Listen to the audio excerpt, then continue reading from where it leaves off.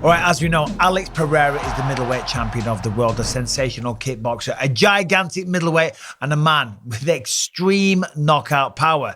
Now, we know he took the belt off Izzy. He is Izzy's worst enemy. He is Izzy's nemesis. He is Izzy's bogeyman because he's stalking him. He's creeping all over the world, going after him, beating him on points, knocking him out, and changing sports, going after Israel Adesanya, the last style bender. Okay.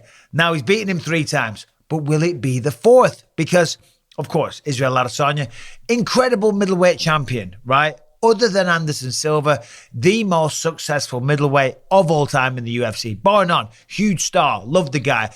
Total charisma, great walkouts. The guy's awesome in every single way. But Alex Pereira is the bogeyman when it comes to him. Now, he's 3-0.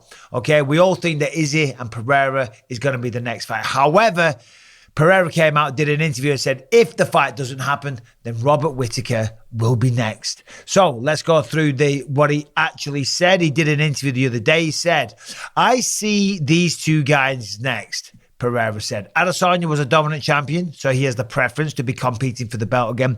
But if he doesn't want that, then it will be Robert Whittaker. And you got to admire that, not looking for easy fights. I don't think they'll put someone else in other than Whittaker. He already said his game doesn't match up well with Adesanya, of course, referring to the 2 losses that he's had. But it will be a good fight with me. So I will be ready for both. Now, he says, I won't do anything to hurt Adesanya's plan and avoid this fight. So respect to the champ there for that. If that's what he wants, Adesanya, then we'll fight. If for some reason he doesn't want to fight me, that makes no difference to me. It will be Whittaker instead. And if Whittaker doesn't want it, then of course there's several others that do. Now, of course, he has beaten him 3 times before, but he said, listen, coming into this one, he said, I will try and forget what happened, talking about the history of the matchups. And he's right to do so, right? That 3rd fight was extremely close. The first fight in kickboxing was close. The second fight was close as well. Pereira was rocked and then Izzy got knocked out. And we know in the 3rd fight, Izzy was way ahead on points. If it had made it to the bell, Izzy would have beat him. Simple as that. He would still be the champion. So he says, Pereira, I tried to forget what happened. If we think about having 3 wins over someone and think it's going to be easy, I said it before the 3rd fight that it makes no difference. I can't cross my arms and expect him to go out in front of me. He'll always try to evolve and come back a better fighter. And I have to be better than last time to be fighting this guy because it will be a tough fight. And he's absolutely right. Izzy for the 4th fight will be a tough fight. 1st, 2nd, and 3rd were tough fights, okay?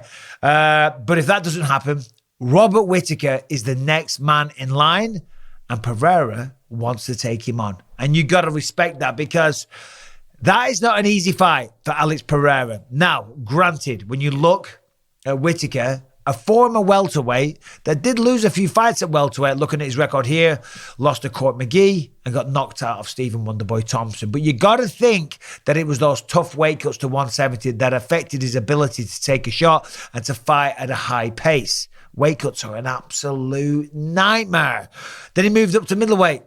Whittaker, other than Israel Adesanya, is undefeated at middleweight. Let's go through some of them. So, Mike Rhodes, Clint Hester, Brad Tavares, Uriah Hall, Rafael Natal, Derek Brunson, Ronaldo Jacare Souza, Yoel Romero again, Israel Adesanya, loss. All those others were wins.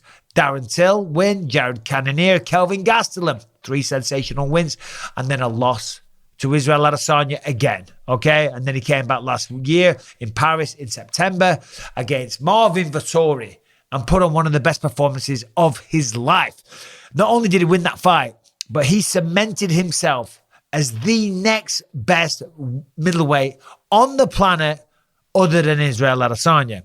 Obviously, that was then, when Izzy was the champ. And I even said that to him in the octagon when I interviewed him. I said, listen, you clearly showed that outside of Israel Adesanya, you're the next best middleweight on the planet. And he corrected me. He said, no. I'm the most dangerous middleweight on the planet. Forget Izzy. The reality is, he's had 2 shots at Izzy, okay? And he can't beat him. And the reality is that Izzy had 3 shots at Pereira and can't beat him. Styles make fights. Now, when you look at the fight between Izzy and Pereira, we all know what happened. Izzy out-grappled him, okay? Took him down, had some good positions, okay? It wasn't high-level grappling, and I'm not being insulting now, but they're two of the world's best kickboxers, two of the best strikers. When you're that good at something, other areas are going to lack a little bit. It's not an insult. It's an observation. It's being realistic. It's calling it like I see it. Not the best grappling. The relevance of what I'm saying there is that if Izzy can take Pereira down, then you better bet your bottom dollar that Robert Whittaker will be able to do so. And that is why I respect Pereira so much, right? He's willing to fight everybody. He wants Khamzat Chimaev. He's talking about going up to light heavyweight. He's talking about fighting everybody, okay? He's aiming that bow and arrow at everyone he sees. Literally, every time I see him on social media, that's what he's doing. Love the guy. Big dude, knockout power. But can he beat Robert Whittaker? Now, I think the fight that should go down, probably for everyone's sake, for the fans, for the UFC massive, for the people that watch, yeah, it's going to be Izzy versus Pereira 4. However, for Israel Adesanya, it's probably a smart move because I think, I'm just going to go out on a limb and say it, even though Whittaker is way smaller than Pereira. I met Pereira for the first time at UFC 282. He's massive. Okay, so anyway, Whittaker's way smaller, but he's also fast. He's got speed. He's got beautiful in and out footwork. That was on display against Marvin Vettori. Such a display of technical brilliance. But the wrestling is there as well. Of course, he represented his country in the Commonwealth Games at wrestling. He's a solid wrestler. He even beat Yoel Romero on 2 occasions. Granted, against Yoel, he's using the wrestling to stop the takedowns. He's not trying to take Yoel down. But what wars they were. But he will use the wrestling to take Pereira down. And I think he could do that. Not easily, because that's disrespectful to the champ.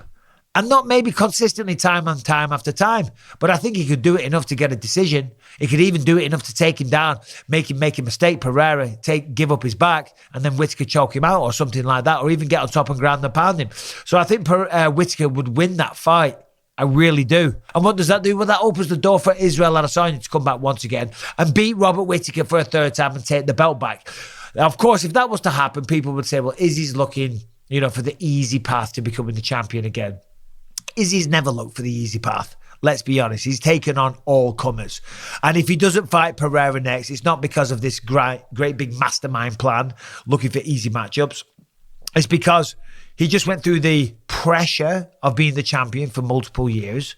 That is a heavy burden to carry, okay? What is it? The heavy is the burden of the crown of the king or some crap like that. But whatever it is. It's a lot of mental stress, a lot of pressure. Every time you fight, you might lose everything that makes you who you are, your identity, your earning potential, millions of dollars, worldwide fame. And of course, if you lose, career's on the downslide. But he took on all comers. If he takes some time off, it's well deserved. He was the hardest working champion for a couple of years, 2 or 3 years there. So he deserves a break. He can take 6 months off, 8 months off, take a year off and come back. That wouldn't be dodging Pereira, okay? So it wouldn't be fair to say that. But it would open the door to getting the belt back. I'm not saying Izzy can't beat Pereira in the 4th match because it was close, but patterns show that Pereira is the better guy on the feet, that Pereira has beaten him 3 times out of 3. So one would think it would be 4 times out of 4. However, odds on, Izzy's going to win sometimes. He really does, because they're close matchups. Yeah, he got finished in 2 of them, but it's not like he was getting smoked the whole time. And certainly in that last fight, he was doing amazing up until round 5. But still, there it is, the middleweight division right now. Pereira's the champ. Who will be next? Who do you want it to be next? And what do you think will happen? Do you think it will be Izzy? I think Izzy's going to come back and try again. I really do. But if it doesn't, it will be Whittaker. How do you think that will go down? And yeah, thank you very much for watching. Let me know in the comments what you think. Subscribe, ring the bell. Take care. I'll be back soon. Much love to all of you. I'm going to hang up and go about my day. Goodbye.